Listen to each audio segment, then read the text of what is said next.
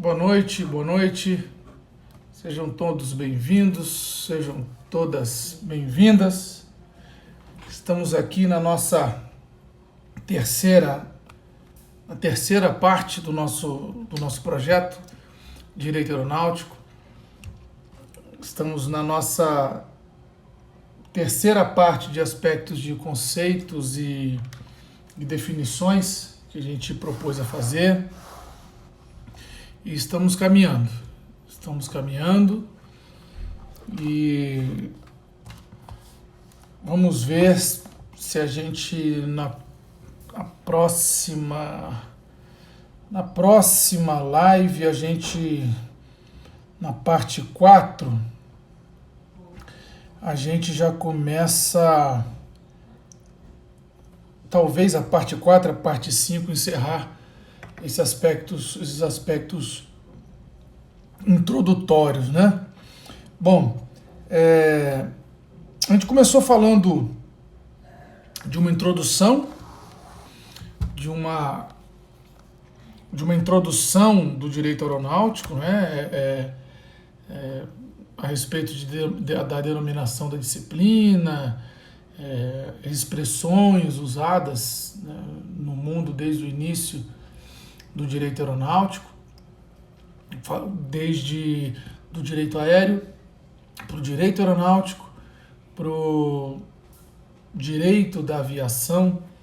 E essas considerações nós já falamos aí na primeira live, que está disponível no meu canal do YouTube. Se você procurar lá o meu nome, Kerlinton Pimentel de Freitas, você vai ver o nosso canal, que todas não, né? A segunda eu esqueci, na verdade, como eu estou aprendendo a mexer aqui no Instagram, primeiro tem que baixar para depois, baixar o vídeo para depois ir para o IGTV, né? Eu já fui para o IGTV direto e, enfim, vocês vão ver no canal lá a parte 1 e a parte 3. A parte 2 só vai ter no IGTV. Então, quem puder procurar isso aí no Instagram, vai estar lá, tá lá gravado no Instagram. Entra lá no KPF Ponto Advogados, que você vai achar lá no Instagram, tá lá gravado. Agora no YouTube a parte 2, infelizmente, eu esqueci, né? Eu tô aprendendo ainda a fazer essas coisas. Bom, no nosso segundo encontro, a gente tratou do objeto do direito aeronáutico e do conceito. Na verdade, a gente falou de 8 conceitos, né? Então não existe um conceito só, um complementa o outro. No começo, a gente disse qual era o nosso conceito, ou qual o conceito que a gente acha mais interessante. Falamos isso na segunda parte, né? Agora, pessoal, nesse terceiro encontro, começa a ficar mais gostoso, né? Começa a ficar mais interessante. E a gente, nesse terceiro encontro, vai começar a falar sobre as características do direito aeronáutico. E no finalzinho desse encontro, a gente vai começar eu vou fazer uma pergunta, na verdade, eu vou dar uma pista e vou fazer uma pergunta para ver se a gente consegue respondê-la, isso no encontro 4, né? Vamos lá. Bom, o direito aeronáutico ele tem algumas características, né? Na verdade, eu vou aqui falar de algumas, né? Eu vou falar basicamente de 4 características importantes, né? E vou explicá-las, né? Quais são as 4? Né? As 4 características do direito aeronáutico. A primeira é a internacionalidade. A segunda característica, politicidade. A terceira, dinamismo. E a quarta, plenitude. Então a gente vai tentar explicar o que essas 4 características têm de interessantes para a gente, para o nosso conhecimento de direito aeronáutico. Vamos lá. A primeira característica do direito aeronáutico é a internacionalidade. Não podia ser diferente, não é? porque o avião, né, o direito aeronáutico começou com o avião, né? Então ele por si só ele é um meio de transporte de carga e de pessoas, mas na verdade ele nasceu como carga por distâncias grandes, né? Com exceção de alguns países, quer dizer, grandes países, Brasil, União Soviética, Estados Unidos, a gente tem uma dimensão continental do país muito grande. Agora imagine a Europa. A Europa tem um país do lado do outro, não é? Como a gente entende aqui os estados no Brasil, a gente tem na Europa um país que é menor que o estado de São Paulo. Na verdade, a Alemanha quase é do tamanho do estado de São Paulo. Então a internacionalidade é uma característica muito marcante no direito aeronáutico. A gente no Brasil não sente isso, mas nos países da Europa essa característica é muito mais premente, né? Muito mais destacada, né? Bom, essa circunstância da internacionalidade, né? Você imagina o Uruguai, que é muito pequeno aqui na América do Sul, como é que ele faz? Decolou, você já está em outro país, né? Então, em tese, isso causaria um problema. Mas por isso que essa característica da internacionalidade é a primeira característica que a gente trata aqui, dizendo que isso levou os estados, os países, a adotarem acordos multilaterais, normas uniformes tendentes a regular a navegação aérea e essas relações jurídicas que delas derivaram alguma obrigação, algum dever, tentando uniformizar essas regras, pelo menos na navegação aérea, a fim de eliminar os conflitos de que leis diferentes, de países diferentes, poderiam surgir com o sobrevoo das aeronaves, né? Então, a respeito disso, né, em 1929 veio a Convenção de Varsóvia, né, que tratou principalmente da órbita do direito privado, e depois a Convenção de Chicago, em 1944, tratando de aspectos de direito público. Então essas convenções internacionais, elas tentaram uniformizar e creio eu que conseguiram, né?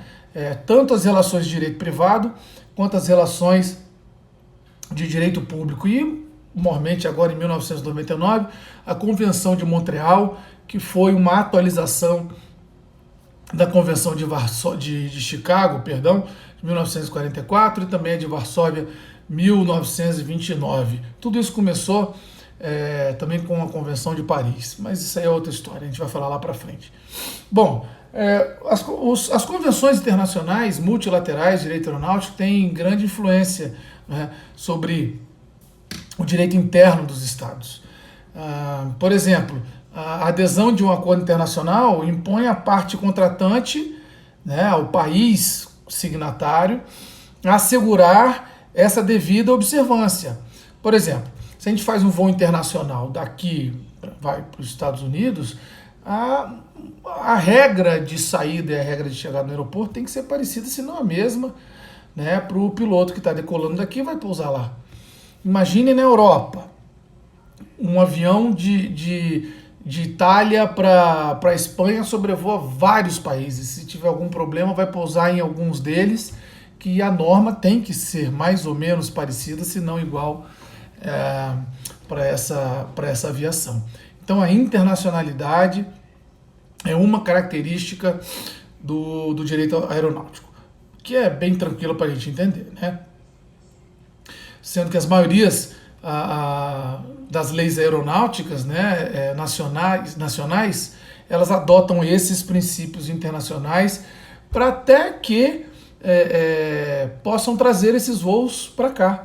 Você imagina que no Brasil a gente não adote a Convenção de Chicago de 44, a dificuldade que ia ser um voo comercial, um voo de transporte para aqui para o Brasil.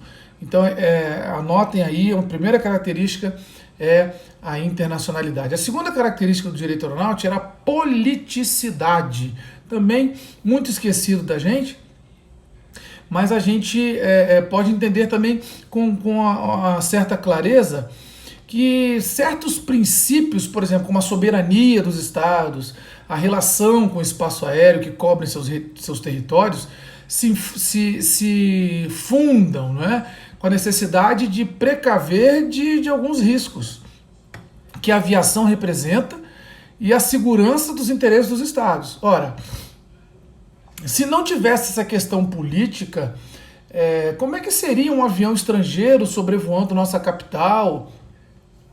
Como é que seria uma nação estranha a nossa, sobrevoando alguns lugares sensíveis, né? A nossa, por exemplo, usina nuclear que a gente tem ali embaixo em Angra. Então, a politicidade, através da política, desses acordos, né, elas tratam disso. Olha, aqui você passa, aqui você não passa, você pode passar por cima, né? Só um gancho aqui, né, no direito marítimo, a gente tem o direito de passagem inocente, né? O que é isso?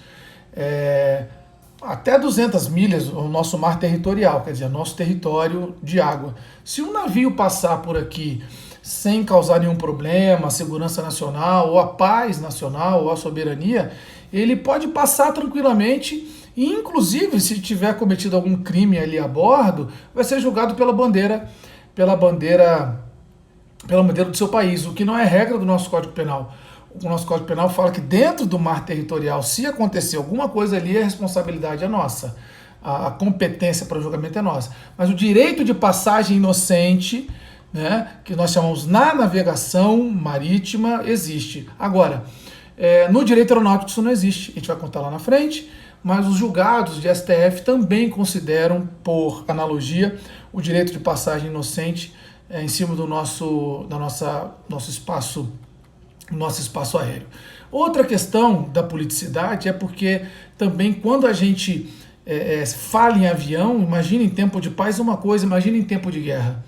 Em tempo de guerra o avião é uma arma terrível, destrutora, capaz de destruir cidades fortes, embarcações, aeroportos, e é um instrumento super eficiente nessas políticas internacionais. Portanto, a gente precisa de um acordo político muito forte para poder ter um direito aeronáutico viável também. Na terceira característica, a primeira foi a internacionalidade, a segunda foi a politicidade, a quarta é o dinamismo. Também não poderia ser diferente, quer dizer, a gente, numa ponte aérea São Paulo, Rio de Janeiro, são 40 minutos, é muito rápido, as coisas acontecem muito rapidamente, né? E isso eu estou falando de avião.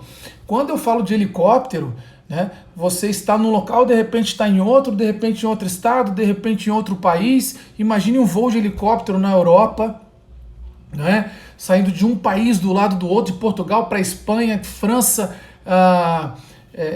Então o dinamismo ele é muito premente e eu digo até óbvio, né? Porque justamente a aviação ela nasceu para dar dinamismo aos transportes, dinamismo às relações jurídicas e até o próprio tempo em que está sendo bastante escasso para a gente com o passar dos anos, né? O grande exemplo disso que eu falo de dinamismo é o nosso querido helicóptero, que é a marca maior, né? Você imagina, você pega alguém aqui em Congonhas que chegou de avião de algum lugar, pega ele de helicóptero, leva ele em cima de um prédio ali na Faria Lima e para a reunião dele no banco, né? Então o dinamismo ele é uma característica do nosso direito aeronáutico. A última, só trouxe 4 para vocês, né, é a plenitude. O que é isso? A plenitude é que as normas de direito público e privado, que são distintas, têm natureza jurídica distintas, as normas de caráter interno e de caráter internacional, essas normas que integram o direito aeronáutico, elas concorrem para uma mesma finalidade, ou seja, conseguir um equilíbrio entre os diversos interesses comprometidos na navegação, né? Interesses esses mais variados, políticos, econômicos, sociais.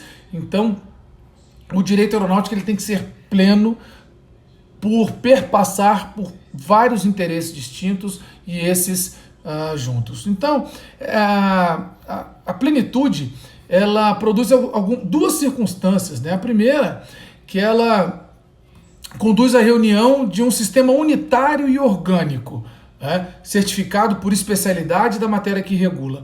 Então eu preciso ter uma unicidade, uma harmonia em questões políticas, sociais, econômicas, para que o direito aeronáutico possa fluir, né? Em segundo lugar, a expressão de políticas econômicas e sociais planejadas pela navegação aérea, né? E que constituem como noções básicas que servem toda a elaboração do próprio direito, né? Que a gente tendo essas características em mente, a gente vai facilitar, ou melhor, isso facilita a busca dentro do direito aeronáutico de soluções adequadas para cada problema, né? Então, recapitulando, né, são características do direito aeronáutico. Primeiro, internacionalidade. Segundo, esqueci, qual foi o segundo? Tá aqui, politicidade. A terceira, dinamismo. E a quarta, plenitude. Bom, sabedores disso, a gente pode partir para uma seguinte questão.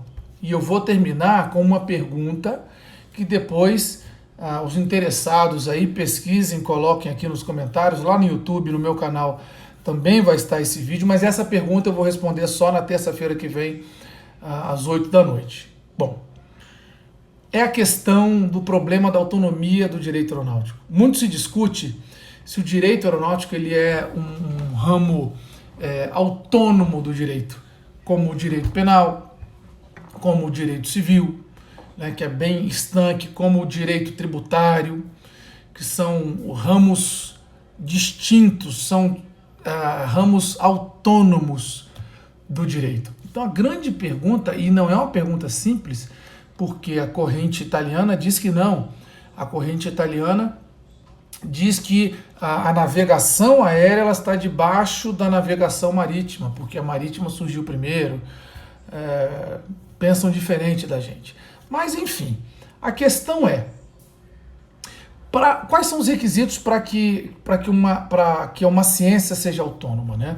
A gente tem autonomia científica, autonomia legislativa, autonomia didática, autonomia até jurisprudencial. O que a gente vai tratar aqui é se existe ou não autonomia científica desse ramo do direito. Mas então precisamos saber quais são os critérios da autonomia científica, né? Precisamos saber o seguinte, cientificamente, quais são os requisitos que o direito aeronáutico deveria preencher para ele ser um ramo autônomo do direito. Bom, são 3. E essas 3 características a ciência ela tem que preencher para ser considerada autônoma. Então vamos lá. A primeira é a novidade orgânica da matéria. O assunto dela, o cerne dela, ser novo, ser especial, ser específico. A segunda, o segundo requisito, é a especialidade dos princípios gerais que a regem.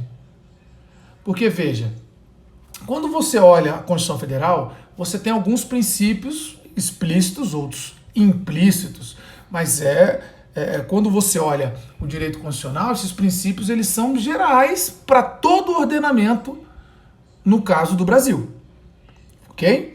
Agora, para ser considerado ramo autônomo, eu preciso de alguns princípios específicos que só o meu ramo tem. Por exemplo, no direito penal a gente tem um brocardo jurídico que é nulla pena, nulla crime sine lege. Não há pena, não há crime sem lei anterior que defina. É um princípio específico do direito penal. Então aqui o segundo requisito primeiro, a novidade da matéria.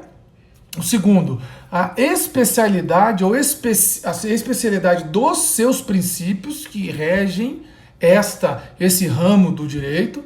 Em terceiro, a plenitude. Aquilo que a gente falou lá atrás de característica. a plenitude, a completeza, né, da disciplina em seus aspectos públicos e privados. Se dentro dessa disciplina os aspectos públicos e privados dela estão plenos ou são plenos. Se eu preencher esses 3 requisitos, novidade orgânica da matéria, princípios especiais que a regem e plenitude, falando do direito privado com o direito público, a gente tem um ramo autônomo do direito. Fica, então, a minha pergunta. O direito aeronáutico é um ramo autônomo do direito? É um exercício para vocês. Vocês têm a pista dos 3 requisitos, né? E na semana que vem a gente responde essa pergunta. Muito obrigado a todos. Muito obrigado, Edinho, que está aí, o Cássio, gente boa. Quem está aí, eu não conheço alguns nomes aqui estranhos. Dona Lourdes, até minha sogra quer aprender direito aeronáutico agora, tá vendo? Beleza? Dona Tânia, Paulinho, comandante Paulinho, sensacional, meu amigo, companheiro, e a minha esposa, que ela assiste todas as lives ali do quarto. Então, pessoal, muito obrigado, boa noite, espero que estejam gostando, porque eu tenho estudado para trazer conteúdos aqui para vocês inéditos e diferentes, né? Conteúdos que você não vê muito por aí, né? Então eu estou trazendo para vocês o que mais há de denso e científico dentro do direito aeronáutico. Daqui a pouco a gente traz os assuntos mais práticos, a gente precisa trazer essa parte que muitas pessoas não gostam, que é a parte conceitual, a gente precisa disso para falar de algumas coisas lá na frente. Muito obrigado, fiquem com Deus, até a próxima.